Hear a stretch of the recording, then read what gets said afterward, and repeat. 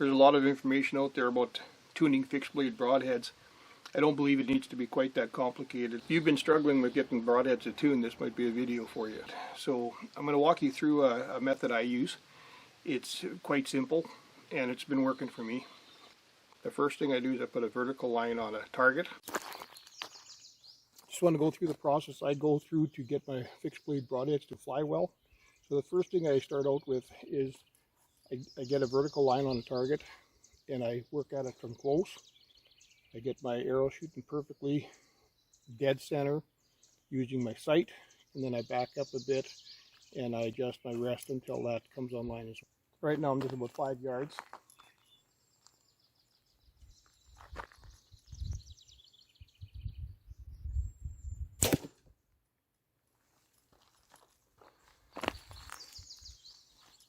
Try one more.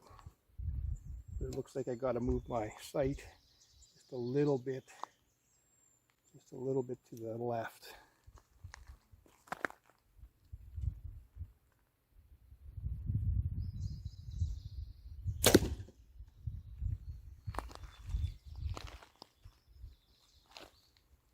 Okay, I'm just going to tweak that a wee bit left. I'm going to try it again.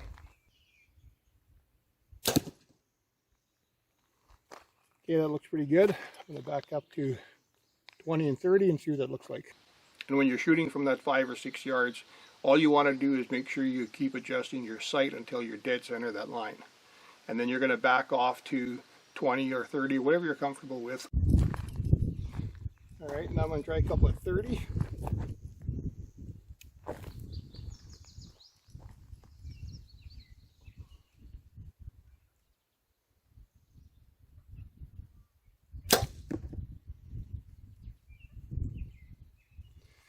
A wee bit left.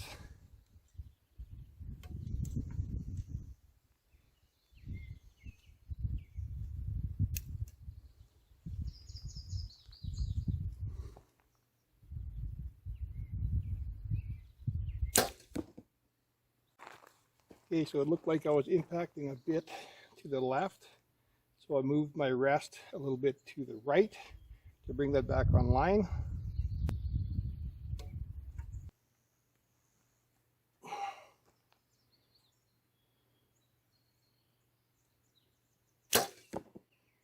That's pretty close too. I usually do 20 or 30, and then you adjust your rest until that comes online as well. So at 30 yards, adjust your rest until you're dead center on that line. I think it's really important. You got to go back to your close range, your 5-6 yards, and then adjust your sight again until you're dead center, and move back to 30 and repeat it. And you're going to repeat this process as long as it takes to get to the point where you no longer have to adjust your sight and where you no longer have to adjust your rest. At that point, you'll have a really good starting point for shooting your broadheads. Once you're at this point, you shoot your broadheads, you'll see they'll either fly left or they'll fly right. Normally, what I found is if you have your knock point set well, I haven't had too many issues with broadheads flying high or low. Mostly it's a left or right. And to fix this, there's a number of charts out there, and the ones that seem to be most common, they haven't worked for me. So I kind of do the opposite. So for instance, the chart you're looking at now, if you're impacting left, they suggest moving that rest further to the left. Well, in my mind, if you're holding an arrow, it's already aiming left. It's hitting left because it's aiming left. And if you move that rest further to the left, it's going to create a problem for you. So if you keep moving it to the right, like this next chart, and this is the chart that I come across when I bought my first bow more than 30 years ago. Martin Archery Manuals had this chart in it. What it suggests you do, if you are impacting to the left like I was, you're going to move that rest to the right and keep moving small increments until you're getting that power stroke of that string down directly down the center of that arrow. Okay, I finished my sequence here. So you can see both my broadhead and my field point line up pretty well. Those were at 30 yards.